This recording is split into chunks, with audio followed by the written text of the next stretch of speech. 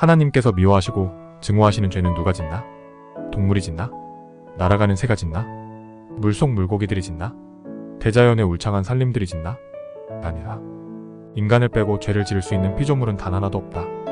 예외적으로 창조주께 반역한 타락한 천사와 마귀들은 인간처럼 썩을 육신을 갖고 있지 않으므로 이번 주제에서는 제외시키기로 하자.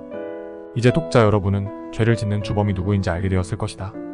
하나님 아버지의 인류의 죄처리법은 간단히 두 가지로 요약할 수 있다. 첫째, 죄 속에 태어나 죄 가운데 살다가 늙고 힘없이 병들어 죽게 내버려 두는 것이다. 그런즉 욕심이 잉태하면 죄를 낳고 죄가 거두어지면 사망을 낳는다. 두 번째, 하나님의 방법으로 인간의 죄를 처리해 주시는 것이다. 다음날 요한이 예수께서 자기에게 오시는 것을 보고 말하였다. 세상 죄를 제거하시는 하나님의 어린 양을 보라. 그랬더라면 그분께서 반드시 세상의 창건 이래 자주 고난을 당하셨어야 할 것이다.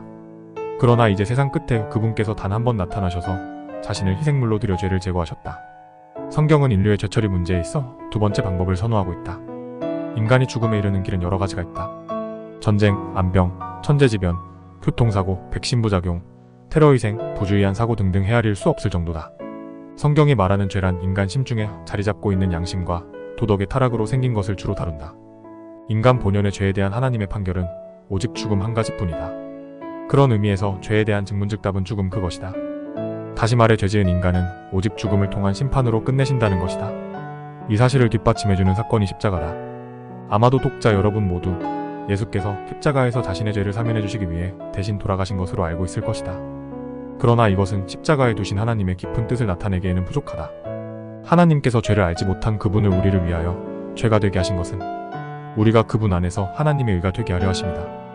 밑줄 친 이 구절의 진정한 의미는 십자가에 달리신 예수께서 내가 싸질러 놓은 죄 그 자체가 되셨다는 말이다.